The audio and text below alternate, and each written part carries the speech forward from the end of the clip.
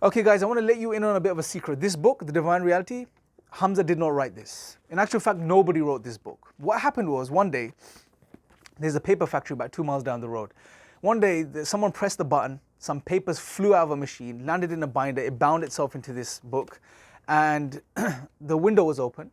The wind was blowing in a certain way, which made the papers just flick over like this. And as they were flicking over, one of the ink machines malfunctioned and sprayed out a lot of ink on the pages, which formed into these words, paragraphs, sentences, what have you, and also sprayed the front page and the back page, and hence this book was produced. That's how the book came to be. Now, I'm sure all of you listening to what I've just said would conclude that I'm absolutely crazy. That could never happen. That's ridiculous, right? However, there's a chance. Is there a chance?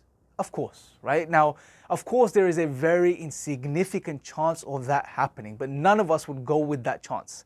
We would conclude the fact that, there is information in this book, there are paragraphs, passages, different chapters, etc., pictures, it has a front cover, a back cover. We would conclude, based on these things, that the most probable explanation is that somebody wrote the book and somebody put it together, right? We won't go with some ridiculous chance option, right? However, when it comes to our magnificent universe, and we know, even atheists, Richard Dawkins, for example, these individuals acknowledge that our universe is fine-tuned.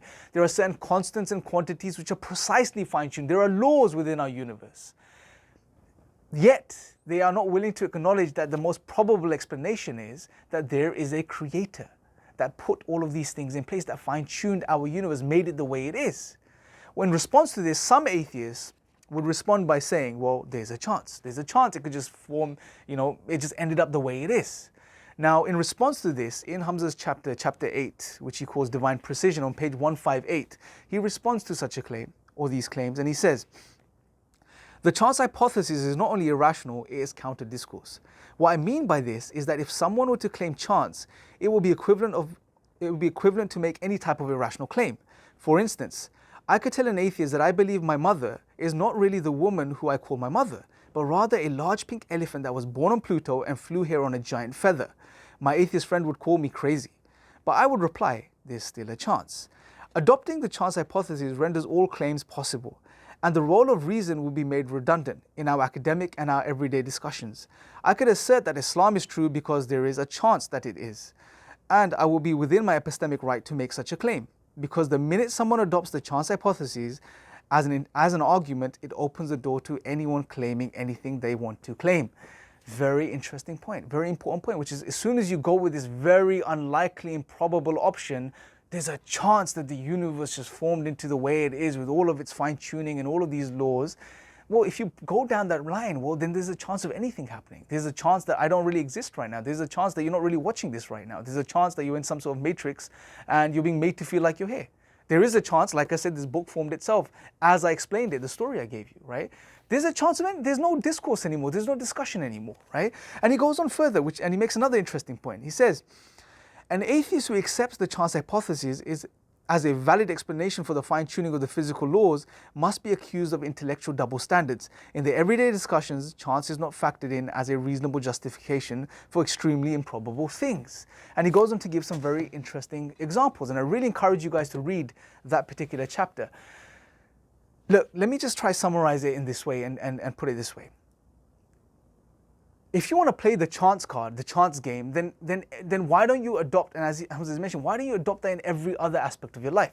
For example, if I said to you, tomorrow morning, drive your kids to school, but do it blindfolded, would you do that? Of course not. You know it's ridiculous. There's a great chance that you would injure yourself and harm your children.